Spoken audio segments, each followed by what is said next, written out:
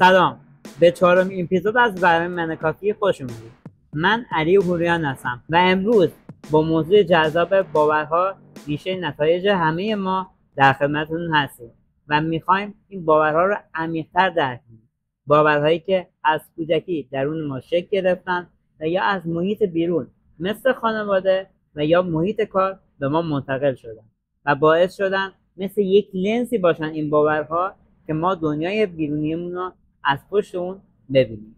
پس با ما همراه باشین که قراره به جوابهای جذابی برسیم در ادامه این اپیزود. یادتون نره ما رو لایک کنین، تاب کنین و به دوستاتون معرفی کنین. من کافی جایی است برای کافی. امروز با افتخار در خدمت استاد معمارنژاد عزیز هستیم، مدرس و مشاور کسب و کار که میخوایم از زبان ایشون بیاموزیم که چگونه باورها بر زندگی و روابط اجتماعی ما و حتی موقعیت شغلی ما تاثیرگذار هستن. خیلی خوش اومدید جناب معمارنژاد. متشکرم. مرسی از دعوتتون. سلام شما هستم. خودتون رو به بیننده‌ها و شنونده‌های عزیز معرفی می‌کنید؟ بله حتما. من معمارنژاد هستم، مهدی معمارنژاد. خب همونطور که اشاره فرمودین سال‌هاست در حوزه مشاوره و مشاور مدیریت کسب و کار فعالیت دارم توی اهواز و به طبع چون ما دنبال ایجاد تغییرات هستیم در کارمون به صورت ناخودآگاه مطالعاتی در حوزه ناخودآگاه، ذهن و بحث باورها داشتم. خب به هر حال خوشحالم که در خدمتتون هستم. امیدوارم که توی این جلسه بتونیم مبحث خوبی رو برای دوستان ارائه بدیم. به عنوان سال اول این باورهای ما چه نقشی در موفقیت شغلی و روابط اجتماعی ما داره؟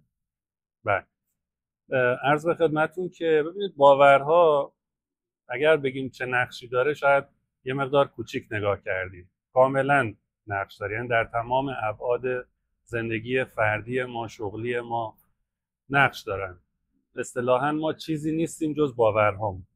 اگر ما بدن انسان رو سر پا نگه داشتنش رو توسط اسکلت انسان ببینیم، اسکلت روانی ما همون باورهای ما میشه. یعنی شخصیت ما، نتایجی که در زندگیمون به دست میاریم در همه ابعاد به نوعی به باورهای ما که در واقع ریشه در ذهن ما داره برمیگرده. پس میتونیم بگیم 100% تاثیر داره، چه توی زندگیمون چه توی شغل. خواستم یه سوال بپرسم که اصلا چرا این باورها تا این اندازه و اینقدر بر تصمیم ما و رفتار ما تاثیرگذارن که خودتون هم گفتین که چرا باورها اینقدر اثرگذارن. سوال بعدی که میخواستم ازتون بپرسم اینه که ما چطور میتونیم باورهای مثبت رو جایگزین باورهای منفی کنیم؟ چه تامینی اصلا وجود داره؟ بسیار عالی، سوال خیلی خوبیه. منتها یک مقدمه‌ای داره. یعنی ما قبل از اینکه بخوایم باوری رو در خودمون تغییر بدیم نیازه که اول بدونیم باور چیه، آشنا بشیم با باور و بدونیم اصلا آیا باوری هست که ما رو محدود کرده، چه باورهای محدود کننده‌ای داریم و مهم شناختنه. اول ما به یک شناختی باید برسیم، بعد از اون میتونیم تغییرش رو با روش‌هایی که وجود داره انجام بدیم. یعنی صرف این که من فقط بخوام تغییر ایجاد کنم جواب نمیده. باید اول به اون شناخت برسم، بتونم در خودم به اون آگاهی برسم و بعد اقدام کنم برای تغییر اون باوری که منو محدود کرده. تغییر باور. بسیار عالی. اگر بخوام از زبان خودم بگم و یه تمرین ساده وجود داره جناب معمارنژاد، یه محاسبه ساده وجود داره جناب معمارنژاد، ما میتونیم بیایم در نظر بگیریم چه رفتاری و چه باوری به رشد ما کمک میکنه و چه باورهایی جلوگیری میکنه از رشد ما. اون باورها رو بولد کنیم و روی اون فوکوس کنیم و اون باورهایی که باعث میشن که ما رشد نکنیم یا رشد ما رو کاهش میدن و کمتر ازش استفاده میگن. خب اینو ما از کجا اصلا بشناسیم این باورها رو؟ میتونیم فوکوس کنیم روی اون باورهایی که به رشد ما کمک کرد و ببینیم کدوم باورها به رشد ما کمک میکنه و کدوم باورها مانع رشد ما میشن، وسط رشد ما میشن. اونایی که به رشد ما کمک میکنن رو بولد کنیم و اونایی که جلوگیری میکنن از رشد ما بهشون توجه نکنیم. این کار باعث میشه که یک عادت، اصلا یک عادت شکل بگیره و باورهای مثبت ما رشد کنه و اون باورهای مثبت رو جایگزین باورهای منفی. سال بعدی اینه که چطوری ما میتونیم مثلا این باورهای محدود کننده رو بشناسیم جناب؟ بله، سوال خیلی خوبیه. ببینید یک اعتقادی من دارم، من همیشه میگم، البته حرف من نیست، حرف بزرگان موفقیت دنیاست. ما باید به هر چیزی که در اطرافمونه، هر کاری که انجام میدیم، یک بار از دید شک نگاه بکنیم که آیا اصلا این کاری که انجام میدم ریشش در کجاست؟ چی شده که اصلا من این عادت رو دارم، این رفتار رو دارم؟ پیگیری بکنم، تحقیق بکنم، در موردش فکر بکنم، سوال بکنم، ببینم چرا من این رفتارها رو دارم انجام میدم، چرا اطرافیان من این رفتارها رو و این در واقع افکار رو تو ذهنشون دارن. باید بتونم به همه چی شک بکنم. یعنی همونطور که جمله‌ای هست که میگن شک مقدمه ایمانه، باید به همه چی شک بکنیم و از نو به همه رفتارهامون فکر بکنیم با نگاه نقادانه. و اگر به این رسیدیم که رفتاری که داریم انجام میدیم درسته و منطقیه، خب نگرش می‌داریم و ادامه میدیم. اما اگر به این نتیجه رسیدیم که واقعا ریشه‌ای نداره و دلیلی برای انجامش نداره و داره به ما آسیب میزنه، باید اون رو تغییر بدیم. منتها مسئله که وجود داره برای تغییر باورها، وقتی ما میخوایم باوری رو تغییر بدیم، باور یه چیزیه که جزئی از وجود ماست، انقدر شفاف و واضح نیست که من بگم خب این باور غلطه، این باور درسته و به راحتی بتونم تشخیصش بدم. تشخیص دادنش یه مقدار مشکل، حتی نیازه که از دیگران کمک بگیریم برای تشخیص و پیدا کردن باورهای محدود کننده خودمون. یکی از راهاش که خیلی میتونم بگم ساده ترین راهش اینه که ببینیم کجا کارمون گیره، کجا کاری که دنبالش هستیم انجام بشه انجام نمیشه. من دوست دارم وضع مالی خوبی داشته باشم، من دوست دارم توی جامعه جایگاه خوبی داشته باشم، من دوست دارم دوستان و روابط خوبی داشته باشم. اگر چیزی رو که دوست دارم محقق نمیشه، بدون شک این وسط یک باور محدود کننده وجود داره که اجازه نمیده من به اون خواسته‌ای که دارم برسم.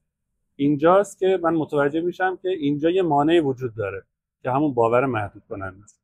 حالا میام اونجا کنکاش میکنم، پیداش باید بکنم و برای تغییرش هم راهکارهایی وجود داره که حالا در ادامه صحبت. خواهش من ممنونم، خیلی کامل جامع بود جناب معمار نجات عزیز. خواهش می‌کنم. آیا به نظر شما تفکر کافی نبودن میتونه باعث بشه که ما یک موقعیت شغلی خاصی رو از دست بدیم؟ موقعیت شغلی خاص، ببینید کافی نبودن، اگر من بخوام در واقع جهت مخالفش رو بگم، کافی نبودن از عدم خودشناسی میاد. هر کسی تو این دنیا بتونه خودش رو به درستی بشناسه، به این درک برسه که چه توانایی هایی در وجودش هست و خداوند چه قابلیت هایی درش قرار داده که اصطلاحاً میگن خودشناسی، امکان نداره که خودش رو کافی ندونه.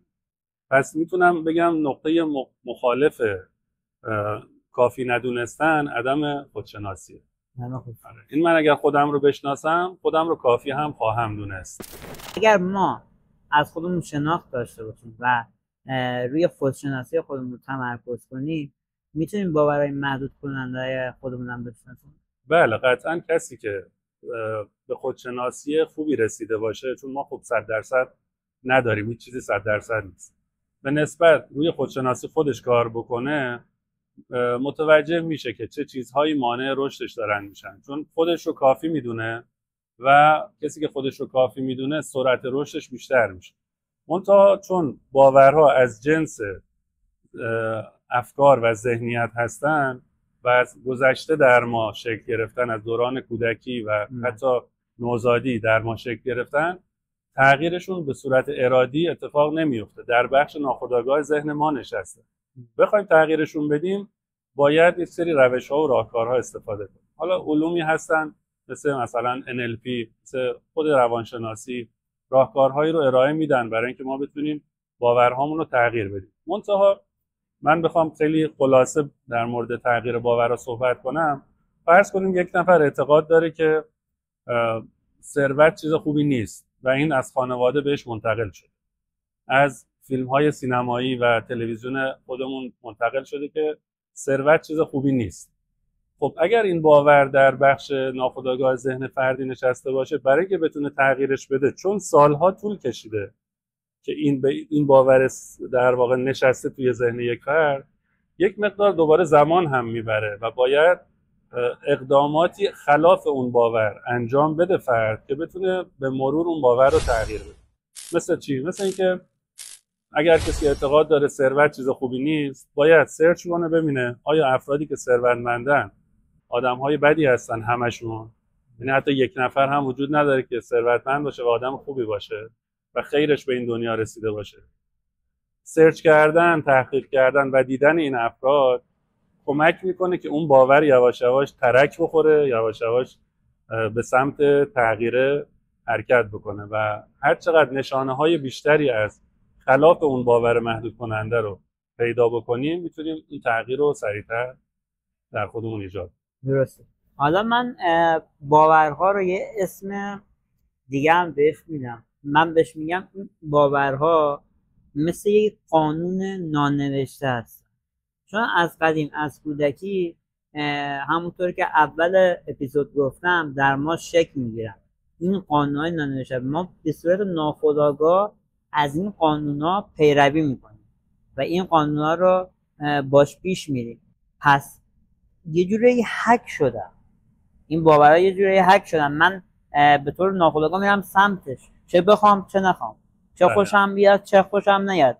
در صورت من میتونم این باورها و این قانونها رو عوض کنم وقتی میتونم اینا رو عوض کنم که به یک خودشناسی خوب و نسبی رسیده باشم. در غیر این صورت همونطوری که گفتم بعضی وقتا باورها سد راه ما هست. دقیقاً همینطوره. و یه چیز نکته مهمی که وجود داره، ما هیچ وقت نمیتونیم بگیم که دیگه من باورهای محدود کننده‌ام رو شناختم و تغییرشون دادم. هیچ وقت این تمامی نداره. نه نداره. من شما و همه دوستانی که این برنامه رو میبینن باید تا آخر عمرمون روی باورهامون کار بکنیم و این تمامی نداره. حتی اگر تونستیم به یه باور خوب برسیم و تغییرش بدیم، باز هم باید اون رو مرور بکنیم، باز هم باید روی خودمون کار بکنیم و این تمامی نداره. چرا؟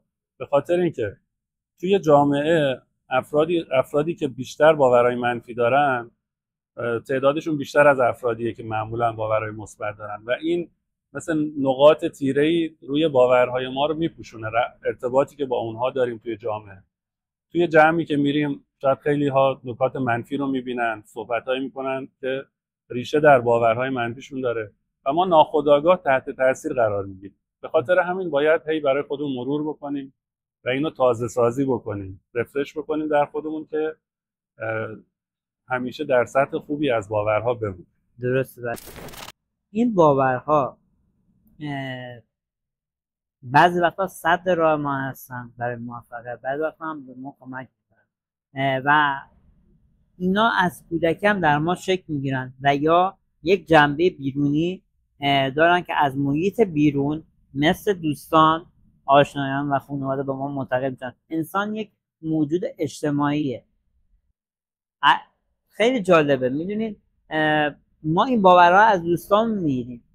وقتی میخوایم به سمت موفقیت حرکت کنیم و موفق بشیم، یه سری دوستان از دست میدیم، چه بخوایم چه نخوایم، چه خوشمون بیاد چه بدمون بیاد. ممکنه خیلی موقع ناراحت هم باشیم که بگیم وای دوستی من کم رنگ تر شده با آقای ایکس مثلا، ولی میبینم که من آدم منظم تری شدم، من آدم مقید تری شدم، ولی من میرم به سمت موفقیت و یه جوری به صورت یه روتین برای زندگی ما تبدیل میشه و جالبه یه سری ارتباطات رو از دست میدی تا بتونی به یه سری از ارتباطات دیگه برسی و بهتر. این باعث میشه به طور اتوماتیک تو از اون فردی که قبلا 1 ماه پیش بودی و یا 2 ماه پیش بودی خیلی فرق، یعنی به عقب خودت که نگاه می‌کنی میگی من این بودم، آیا من واقعا این رفتارا میکردم، من وقتمو این تایما چقدر بیهوده هدر میدم. دقیقاً. و نباید هم حسرت بخوریم ما، نباید، باید به خودت که خب من اون تایما رو تجربه کردم بله و تجربه کردم. چون اگه تجربه نمی کردم این حسرتش تو دلم میمون درسته. ولی خب تجربه کردم. ولی الان دیگه وقتشه که من ارتباطات بهتری بگیرم به سمت موفقیت حرکت. یه سوال جالبی که میخواستم بپرسم اینه که خرافات چه نقشی توی باورهای ما دارن؟ اصلا این خرافات باعث میشن که ما یک مسیر شغلی خاصی رو انتخاب کنیم و مسیر زندگیمون عوض شه. بله، خرافات خب یکی از موانعیه که خیلی شایعه در افراد. یعنی توی جامعه نگاه میکنید فرد میخواد یه کاری رو شروع کنه، به خاطر یک اتفاق، یک چیزی که حالا ریشه در خرافات داره تصمیمش رو عوض میکنه، عطسه میکنه، میگه صبر اومد. نمیدونم اگر در مورد یه چیز مثبت میخواد صحبت کنه باید میگه بزنم به تخته و خیلی از باورهایی که دیگه خودمون روزانه داریم میبینیم که هیچ ریشه در واقع نه علمی دارن نه واقعا ریشه درستی دارن. از یک جایی به ما رسیدن و ما هم بدون اینکه اونها رو تحلیل کنیم، طبق صحبتی که اول داشتم گفتم باید به همه چی شک بکنیم، ببینیم که اینا واقعا ریشه‌ای ندارن. هر چقدر هم در موردشون تحقیق میکنیم به هیچ نتیجه‌ای نمیرسیم. بله، خرافات میتونه مانع باشه برای افرادی که میخوان کسب و کاری شروع کنن، میخوان تصمیمات بزرگ زندگیشون رو بگیرن و باعث بشه که تصمیماتشون رو حتی لغو بکنن، تصمیماتی که میتونه بهشون کمک بکنه برای رشدشون ممکنه باعث لغو اون تصمیم‌ها هم بشه. فرقی نمیکنه. خرافات هم باز ارتباط داره به بحث باورهای محدود کننده. و مثلا شنیدید میگن اگه دست راستمون خارید یه پولی قراره بیاد، اگه دست چپمون خارید یه پولی داریم از دست میدیم. من کافیم چون من کافیم چون من شاهکار خلقت هستم، نه من معمار نژاد، من انسان. ما انسان‌ها موجوداتی هستیم که شگفت انگیز هست. اگر یک ذره به خودمون نگاه کنیم، در درون خودمون جستجو بکنیم، یک عضو کوچک بدنمون مثل چشممون درش در واقع تمرکز بکنیم و بهش دقت بکنیم، ببینیم که چه پیچیدگی‌ها و شگفتی‌هایی درش وجود داره. و حالا کل بدن ما، ذهن ما، پوست ما، اندام‌های ما انقدر شگفت انگیز هستن که من باید به خودم ببالم یک انسان هستم، ولی باید از این توانایی‌ها و از این قدرتی که در اختیار من قرار داده شده درست استفاده کنم. دوست شما برای کنم. خیلی ممنونم. به عنوان توصیه آخر رو به دوربین اگر حرف بله، کدوم دوربین؟ فرق. بله، ما انسان ها ماشین اثبات باورهامون هستیم. موضوع خیلی جذابی بود. من خودم سالهاست که این موضوع رو دارم روش کار میکنم و فکر نمیکنم هیچ روزی هم ازش خسته بشم. چرا میگیم ما ماشین اثبات باورهامون هستیم؟ چون چیزی رو که بهش اعتقاد داریم مثل آب خوردن انجامش میدیم و احساس نمیکنیم که این یک کار اشتباهه یا اصلا این کار نباید انجام بشه. پس اگر میخوایم باورهای منفیمون رو شناسایی بکنیم، ببینیم کجاهای زندگیمون کارمون درست پیش نمیره. میخوایم بریم جای استخدام بشیم، کارمون انجام نمیشه. میخوایم درآمدمون افزایش پیدا بکنه، کارمون اونجوری که میخوایم پیش نمیره. تبلیغات میکنیم، نتیجه نمیگیریم. هر جایی احساس میکنیم کارمون اونجوری که دوست داریم پیش نمیره، بدون شک ما درگیر باور یا باورهای محدود کننده هستیم. در آخر میخواستم تشکر کنم از همه عزیزانی که به تشکیل این اپیزود و این برنامه کمک کردن، از برند امکانی که به ما کمک کرد این اپیزود رو تشکیل بدیم و اپیزود 4 هم ضبط بشه. یادت باشه ریشه تمام نتایج ما در درون خودمونه. وقتی فکر کنی که کافی هستی، دنیا باهات همسو